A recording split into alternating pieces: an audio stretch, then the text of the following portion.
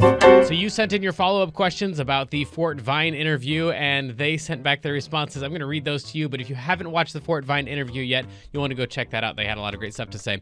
You asked, in building your own career, what things did you think were going to pay off and surprisingly didn't? And they said, we paid a good amount of money for a management company to promote our project. A Song in the Day of the month of May, you probably remember if you saw the interview, they were talking about how they were writing a new song, every day for an entire month. I think it was back in 2017. That sounds really scary.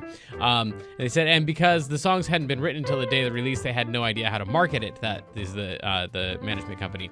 The promotion didn't catch on at all. Usually a promo team needs 4 to 5 months prior to a release to promote your material successfully. We learned that the hard way, and we talk a lot about, that's the end of their answer for that question. We talk a lot about that in the teaching course, where like if you've got a really great idea but it's not marketed at all, then or it's not marketed the right way, then it just ends up, it doesn't matter. You just got a secret great idea, and someone else is gonna eventually come take that idea that you haven't done anything with and market it the right way and sell it. And the opposite is true too. I mean, if you've got something like a Snuggie or something and you just have a really great marketing campaign, you can sell it. So whether or not your product is successful is not at all an indication of whether it's a good idea or not.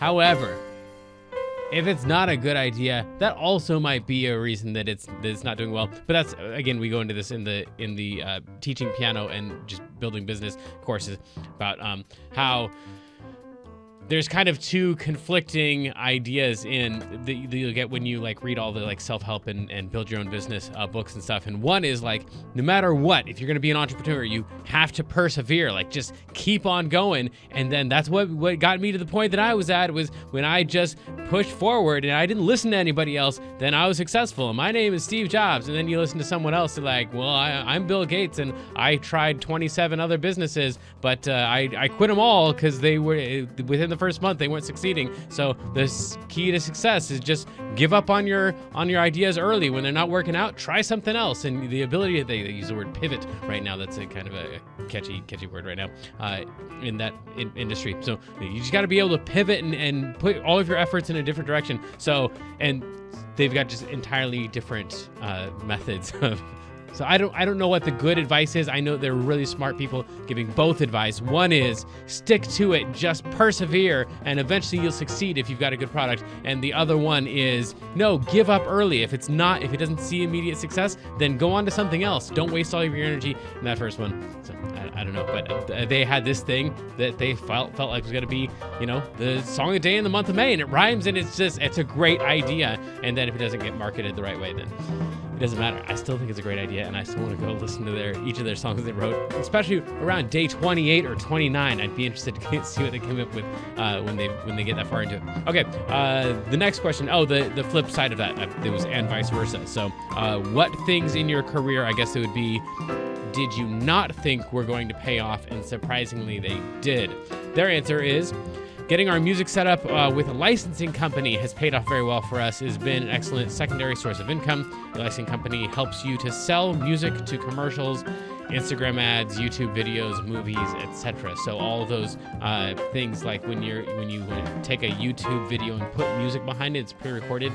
A lot of that stuff is created by someone, and they're getting a half of a tenth of a cent on that. Or all the music behind commercials and stuff, someone wrote that stuff too. So going to a licensing company, so that's really interesting. And then I want to ask them what music they have that would be like out in the wild that you would see, like where, the second half of the Honda commercial that runs during Law and Order on the afternoons at 4:30, like maybe that's one of their songs or something. That'd be kind of cool. All right, so then what are your other interests outside of music? They said, we love hiking, meditation, cooking, building, and creating living spaces like our beloved tour van, Gypsy Bungalow, and that's capitalized, so I assume that's the name of their van is Gypsy Bungalow. None of that sounds terribly surprising. Skiing and snowboarding, sculpting, drawing, painting, dancing, ice skating, and architecture. So pretty much all of the things that you would think from the interview that they're very interested in.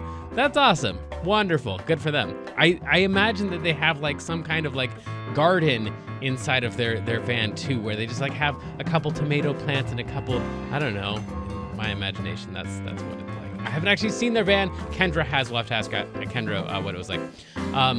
What are the other interests outside of? Oh, we just did that one. What person you actually knew or met influenced you? I read that terribly. Let's try that again. Take 2. What person who you actually knew or met influenced you the most, or what advice did you receive early on that really sticks out? They say this is a hard question because we met so many influential people along our musical career and journey. We would have to say that both our parents influenced us the most and nurtured and supported our creative dreams. Best, Trevor and Naya Fort Vine. So thank you again to Fort Vine for doing the interview, for having the patience to answer our follow-up questions. And go follow them, check out their stuff. It's a really cute, fun music to listen to. And if you got an idea of someone else that we should be interviewing, you got questions for one of your favorite performers, but you don't have the guts to call them up and ask them, or you just don't think that you've got the credibility or whatever to set up an interview with them, let me know, and I'll try to get your questions answered from all of your favorite stars like Fort Vine. Till next time, good luck, have fun.